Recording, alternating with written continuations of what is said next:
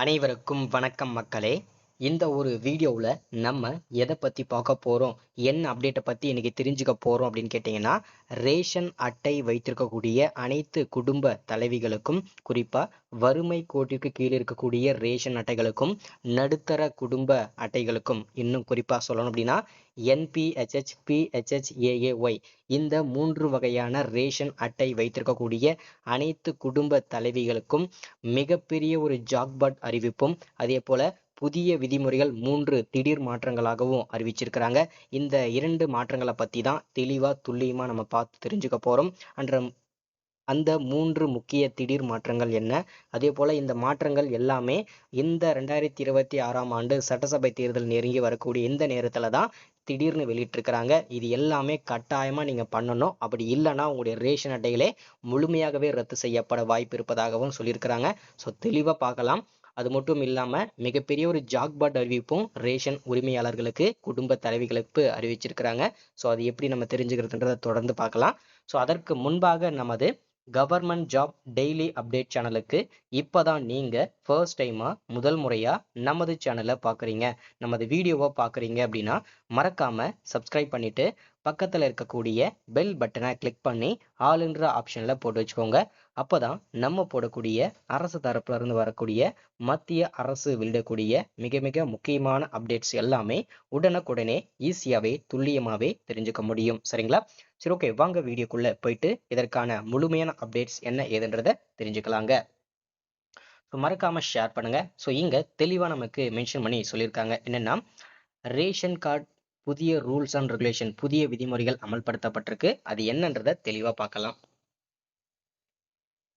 எல்லாருக்கும் ஒரு சந்தேகம் இருக்கும். ஏன்னா இந்த ரேஷன் அட்டை வைத்திருக்கக்கூடிய, குறிப்பா வறுமை கோட்டிற்கு கீழே இருக்கக்கூடிய ரேஷன் அட்டைகளுக்கு ஏன் இந்த புதிய விதிமுறைகள் அமல்படுத்தப்பட்டிருக்கு அப்படின்னு கேட்டீங்கன்னா, ரேஷன் கடைகள்ல நீண்ட காலமாக, நீண்ட வருடங்களாக இருக்கக்கூடிய சிக்கல்கள் அனைத்தையும் தீர்க்கப்படணும் அப்படின்ற ஒரே காரணத்துக்காகவும், அது என்னென்ன சிக்கல்கள் அப்படின்னா, சரியான அளவுல அரிசி, கோதுமை, சர்க்கரை போன்ற பொருட்கள் வழங்கப்படாம இருக்கக்கூடிய சிக்கல்களையும், அதே போல கைரேகை விழாம நிறைய ஏழை எளிய மக்கள் அரிசி வாங்காம இது வரைக்கும் தவிச்சிட்டு இருக்காங்க. அந்த பிரச்சனையும் தீர்க்கப்படணுன்றதுக்காகவும், அதே போல குறிப்பா மெயினா போலியான ரேஷன் அட்டைகளை நீக்கணும், உடனடியாக அதை பண்ணணும் அப்படின்றதுக்காகவும், கேஒய்சி அப்டேட் பண்ணாம இருக்கக்கூடிய ரேஷன் அட்டைகளுக்கு அரிசி வழங்கப்படாததை தவிர்த்து இனிமே அது வழங்கப்படணும். அது எப்படின்றதையும் தெளிவா பார்க்க போறோம்.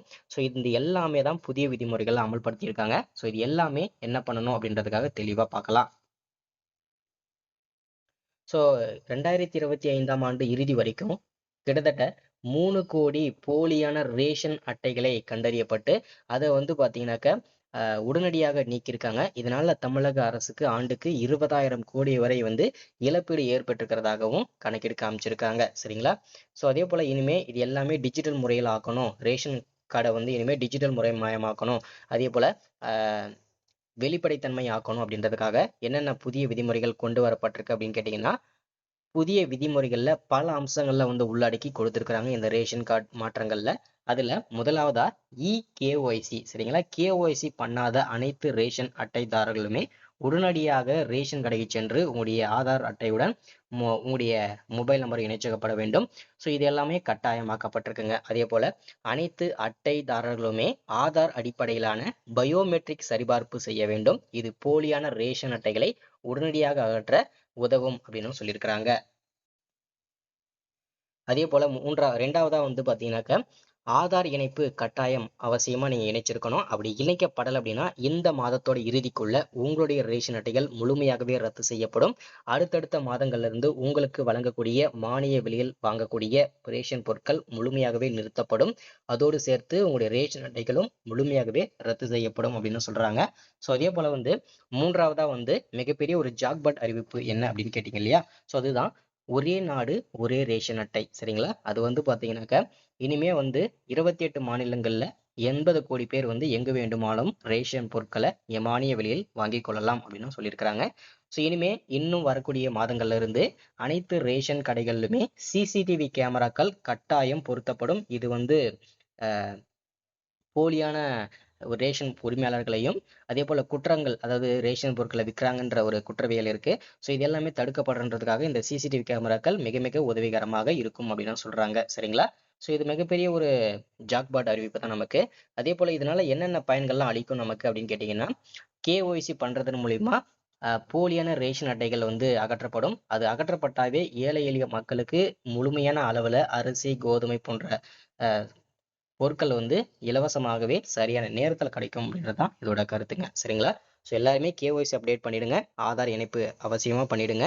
ஸோ அதே போல வந்து இது எல்லாமே கட்டாயம் பண்ணுங்க. அப்படி இல்லைன்னா உங்களுடைய ரேஷன் அட்டைகள் முழுமையாகவே ரத்து செஞ்சுருவாங்க. ஸோ எல்லாரும் பார்த்துக்கோங்க, ஷேர் பண்ணிக்கோங்க. தேங்க்யூங்க.